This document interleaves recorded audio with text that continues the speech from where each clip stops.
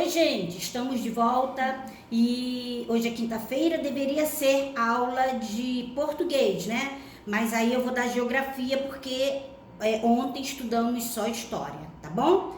Então vamos lá, vamos para geografia, no capítulo 3 e a gente vai iniciar o assunto com o Brasil no mundo, tá bom? Bom, gente, olha só. O Brasil é um dos maiores países do mundo. Seu território ocupa uma extensa área do nosso planeta. Mas qual é a localização do Brasil no mundo e como estão estabelecidos os limites do seu território? Então vamos lá. Localização do Brasil. Observando a linha do Equador, podemos dizer que a maior parte do Brasil está localizada no hemisfério sul. Apenas uma pequena parte do território brasileiro está situada no hemisfério norte. Gente, eu quero que vocês prestem atenção nesse mapa aqui, tá? Esse mapa, ele está na página 334. Então, presta atenção. O que acontece? Está aqui, olha, a linha do Equador, tá? Que é o paralelo, né? É esse paralelo, o principal paralelo desculpa, gente, a principal linha, né, do Equador, imaginária, que divide o planeta em dois hemisférios, o hemisfério sul e o hemisfério norte. Então, vocês observem aqui, ó, que o Brasil está abaixo da linha do Equador. Então, a gente diz que o Brasil está no hemisfério sul, porque ele está abaixo da linha do Equador. Só um pedacinho dele que está acima da linha do Equador, que fica localizado aqui o estado de Roraima. Tá vendo aqui, ó, um pedacinho só que está acima da linha do Equador, tá? E agora, outra coisa, então a gente diz que o Brasil, ele pertence ao hemisfério sul, porque ele está abaixo da linha do Equador. Agora, gente, olha só, tomando como referência o meridiano de Greenwich, que está aqui, ó, tá? A gente vê que o Brasil está localizado totalmente aqui no hemisfério ocidental. Tá aqui o meridiano de Greenwich, tá? E o Brasil está totalmente, olha ele aqui, no hemisfério ocidental. Então, ele está a oeste do meridiano de Greenwich e ele pertence ao hemisfério ocidental. Aqui é o hemisfério oriental, que é a parte leste, onde estão os outros continentes, ó, o continente asiático, o continente europeu, o continente africano, a Oceania, né? E aqui o continente americano com as 3 Américas, tá bom? Prestem atenção nesse mapa porque ele é importante, tá bom? Então vamos lá. Agora vamos ver a localização do Brasil na América. O continente americano pode ser dividido em 3 regiões de acordo com a localização geográfica: América do Norte, América Central e América do Sul. Bom, tá aqui o mapa com o continente americano, com as 3 Américas, ó, América do Norte, América Central e América do Sul. O Brasil está localizado, gente, na parte sul do continente americano. Então, a gente diz que nós pertencemos, né, ao continente sul-americano, tá bom? Observe, gente, que o Brasil, ele ocupa grande parte da América do Sul. Isso significa que ele é o maior em extensão. Então, tá aqui o Brasil, ó, no continente sul, no sul-americano, e ele é o maior, tá? Tá aqui a Argentina, Uruguai, Paraguai, e ele é bem grande. Então, ele ocupa uma grande parte desse continente. Preste atenção também, gente, nos países que fazem fronteira com o Brasil. Só 2 que não, que é o Chile e o Equador. Aqui, ó, a Argentina faz fronteira com o Brasil, o Uruguai, Paraguai, Bolívia, Colômbia, Venezuela, a Guiana, Suriname e a Guiana Francesa. Todos esses países, eles fazem fronteira com o Brasil, menos o Chile e o Equador, tá bom? Bom, agora vamos falar sobre os pontos extremos do Brasil. O que é isso, tia? O que significa isso, gente?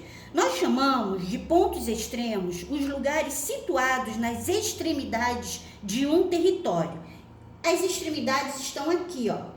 Extremidade norte, extremidade sul, extremidade leste e extremidade oeste.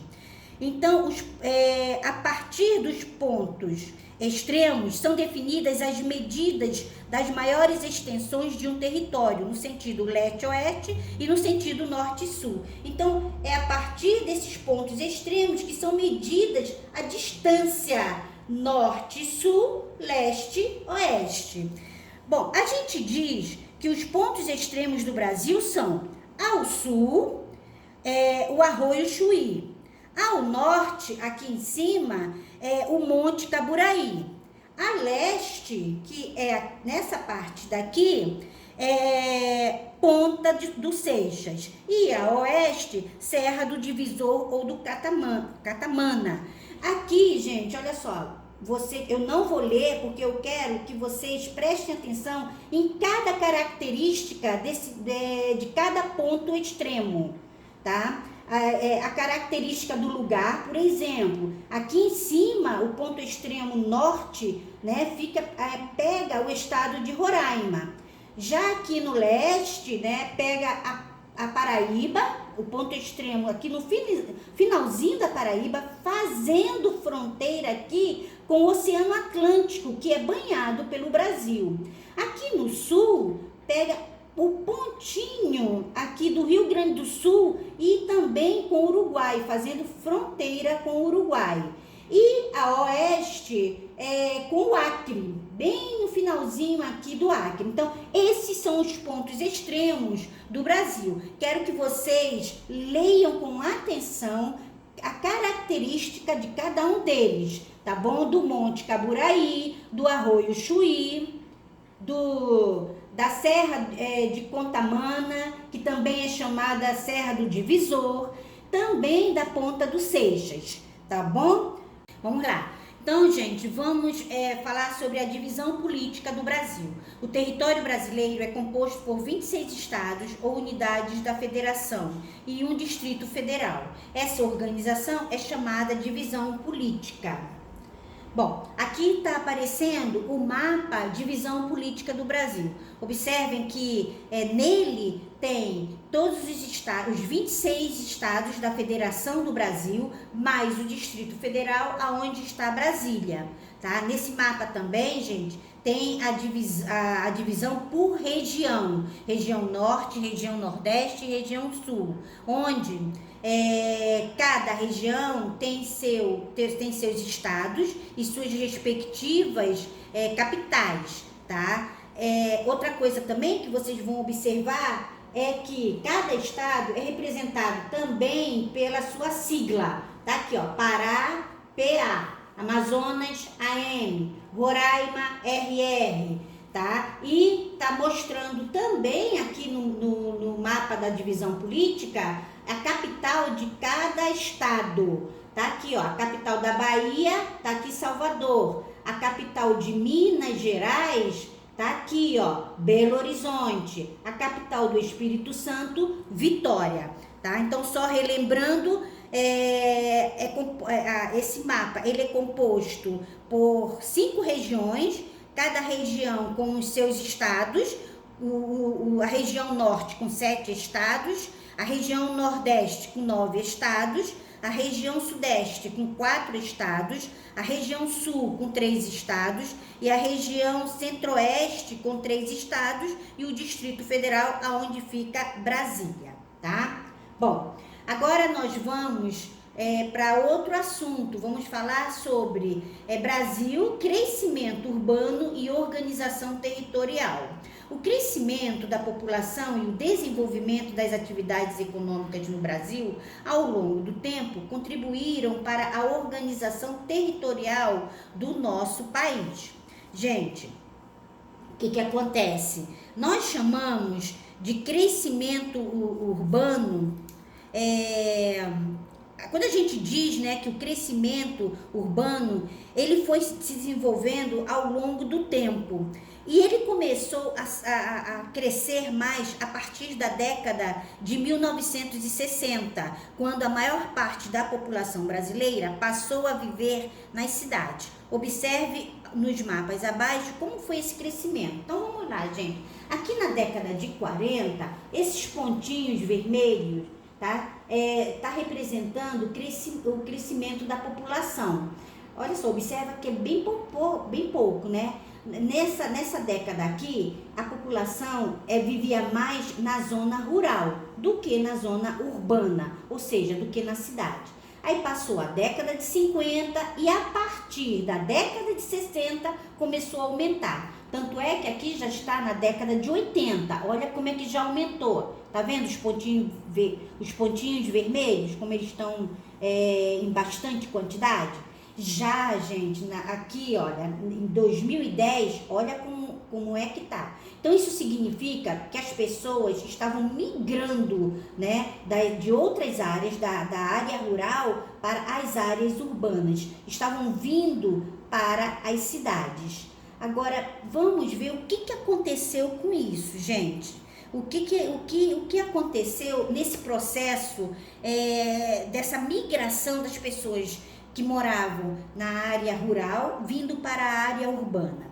A gente vai ver agora a inter-relação entre as cidades, tá? Entre uma cidade pequena com uma cidade grande. Então vamos lá. As cidades podem ser diferentes quanto ao número de habitantes ou quanto à extensão territorial. Elas também se caracterizam de acordo com as atividades econômicas de maior destaque no Brasil, tá? Cada uma dessas cidades, gente, tem a sua importância. Vou até mostrar aqui para vocês.